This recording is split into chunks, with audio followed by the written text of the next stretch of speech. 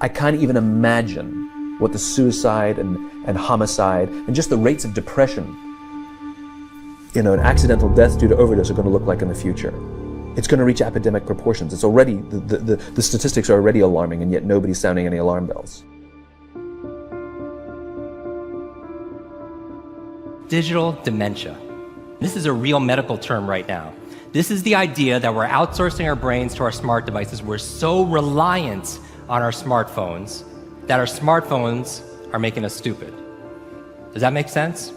It's convenient. I don't want to memorize 500 phone numbers, right? Nobody wants to do that. But we've lost the ability to memorize one. Like if I give you a 7-digit number now, how difficult? Would you find that kind of difficult to memorize, like a phone number that you used to do years ago? Yes or yes? Because if I take my arm and I put it into a sling for 6 months, does it stay the same? Would it even grow stronger? It would what?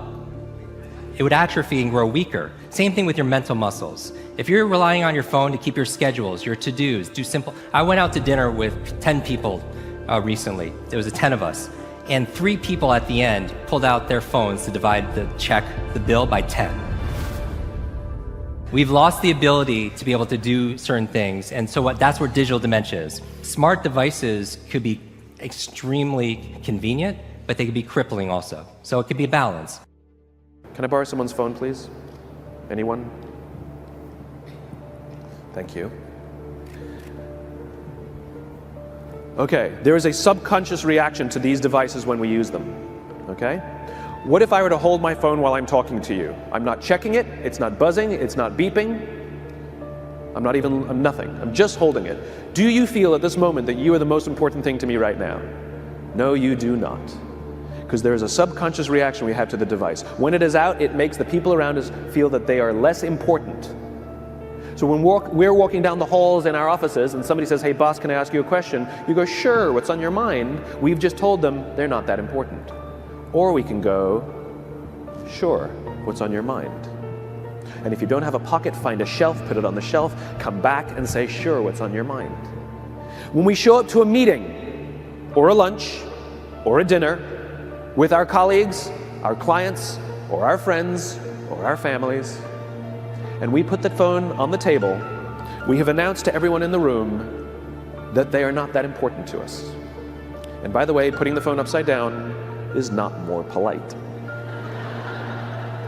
My favorite one is in the meeting or at a lunch with someone that the phone will ring and the caller ID will pop up and they will go, I'm not going to get it. Oh, so magnanimous. Oh, I'm lucky to eat with you today. Or they could just put the damn thing away. You can tell how addicted we are. When somebody pulls out their phone when you're with them, how uncomfortable does that make us feel? You're walking down the street with someone, they pull their phone out. We feel stupid, so what do? We pull our phones out. We're so addicted. Somebody goes to the bathroom when we're at dinner, and what do we have to sit there by ourselves? God forbid we should look around the room for 5 minutes. We pull our phones out. Meetings, awful. What do we do when a meeting happens, right? Everybody's sitting waiting for the meeting to start. Bob's running a few minutes late. Bob's here? Okay, start the meeting. Do you know when relationships are built? All that in between time. Thank you very much. Parents have to intervene. We have to stop giving our kids free access to social media and phones at young ages. They are not ready for it. Their minds cannot cope with the dopamine. Balance is fine. You can give a kid a phone, but they can't use it in their bedroom. They can't have it at the dinner table. They can't take it to school. They can only have it up to a certain hour, and you take it away. They're children. You can take the phone away. We've got to intervene as parents. But as companies, we now have to deal with the influx of kids that are coming into our companies with addiction. Watch, I see it all the time. Walk through any office. You'll see the older employees have their phones on the sides of their computers as they're working. You'll see the youngest employees have their phones face up in front of their keyboards between their arms as they're working. And this is how they work.